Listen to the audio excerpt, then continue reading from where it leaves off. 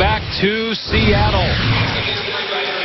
Dave Pash here at Key Arena, Seattle and Phoenix opening the 2011 season, and it's the Storm on top by 5.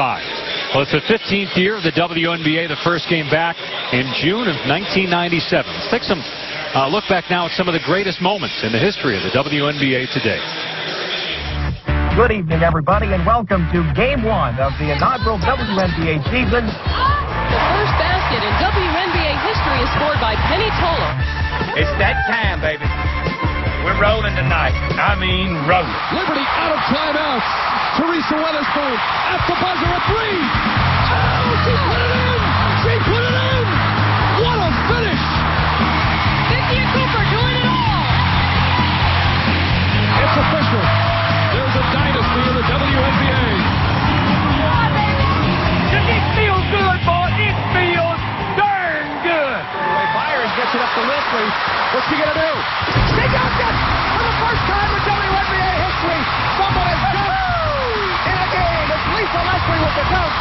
Teasley has picked up the dribble, 5 seconds. Teasley takes the three from the right. Good! The LA Sparks have won their second straight WNBA championship. How bad do you want it? I know I want it. Go out there today and take it from them.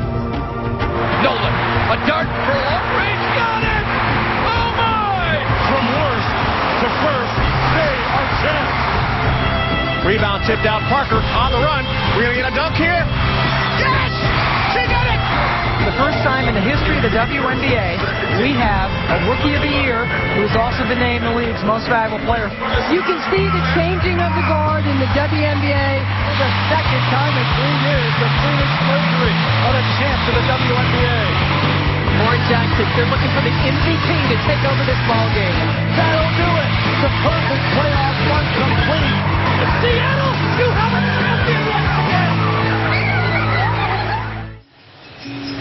Some great plays and some great players over the years, including Rebecca Lobo, who played in the first WNBA game June 21st, 1997. What's your favorite moment looking back? It was one of the ones that we saw was Teresa Weatherspoon's three-quarter court shot. I was on the team at the time, not on the floor. I was injured on the side, but that was a season-saving shot. Played one more game. Of course, Houston went on to win it, but it was pretty unbelievable atmosphere there. Well, my favorite one, you didn't actually see in that package there. We had to go to the archives for this one. Roll it, guys. When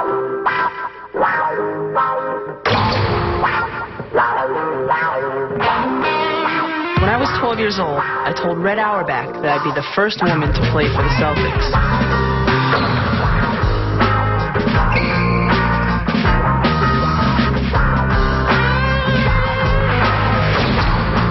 Sorry, Red. I'm booked.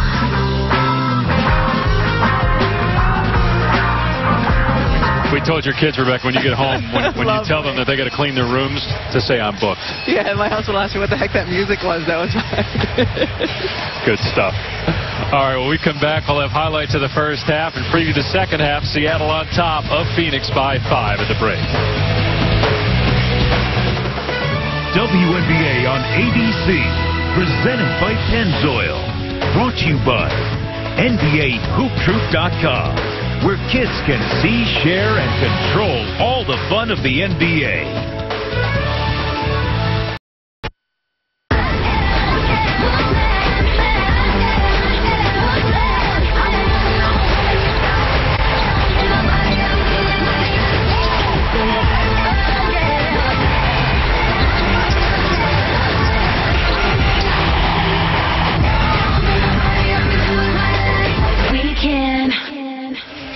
Back in Seattle, the Storm went undefeated at home last year, 21-0, and they're looking to start defense of their 2010 championship with a win against Phoenix. Only a 5-point lead at the half, despite the fact that Hyannis Rossi didn't play a whole lot. She was in foul trouble. Phoenix didn't shoot the ball well and had trouble scoring.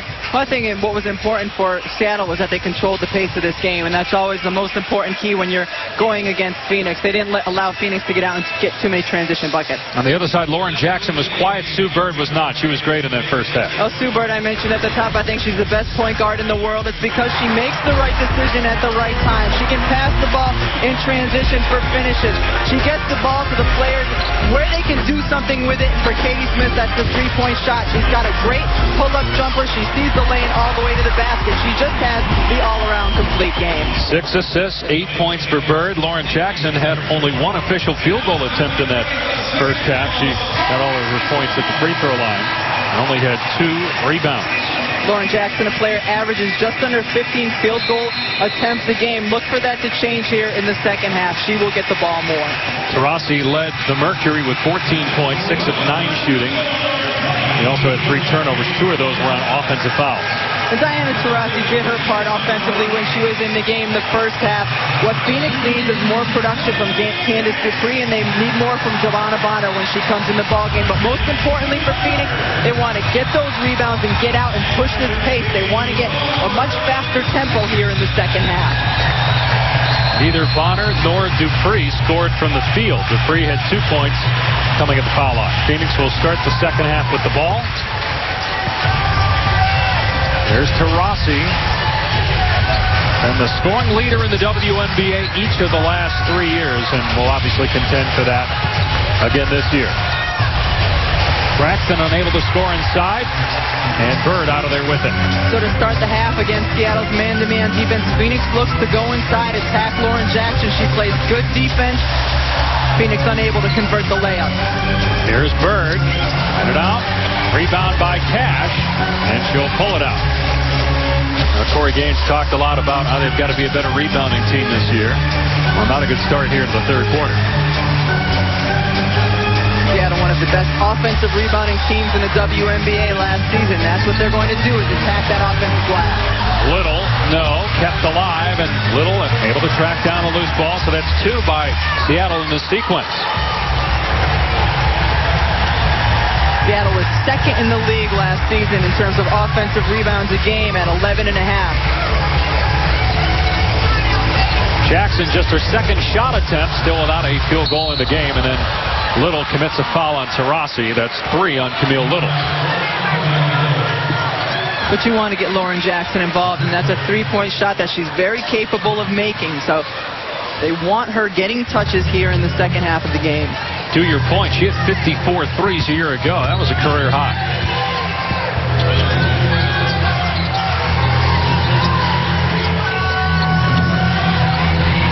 Here's Dupree, and there's some contact inside. Another Seattle foul, this one on Tanisha Wright.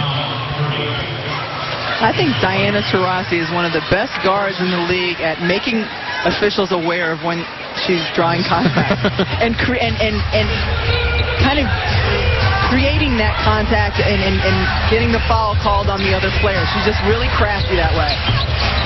Off the mark with that shot attempt. And now Bird in transition blew the layup. Jackson is there, and she finally gets her first field goal at the 8:20 mark of the third quarter. The player who's had a quiet offensive day, that's a great way to get going, is by getting an easy 2 off an offensive rebound. Another offensive board here in the quarter for Seattle. This time Phoenix getting an offensive rebound. Dupree, and then Braxton with another missed layup. Braxton tied up with Little, and Braxton called for the foul.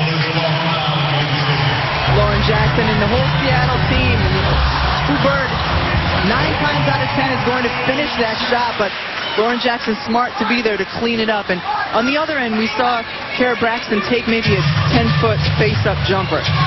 If you're Phoenix, she's capable of making that shot, but get inside. She's got a punishing frame. Get inside, bang with Lauren Jackson, tire her out, make her defend you in the lane. She's only 3 of 10. Braxton is from the field today. Taurasi with the swat on Tanisha Wright.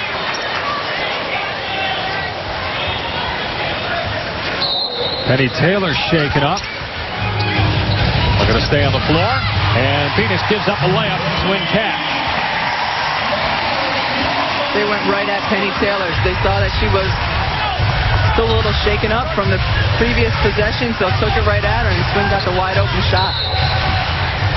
And a timeout called by Corey Gaines. Swin Cash with her first point since the first quarter, and Seattle's opened up a 9-point lead early third here at Key Arena.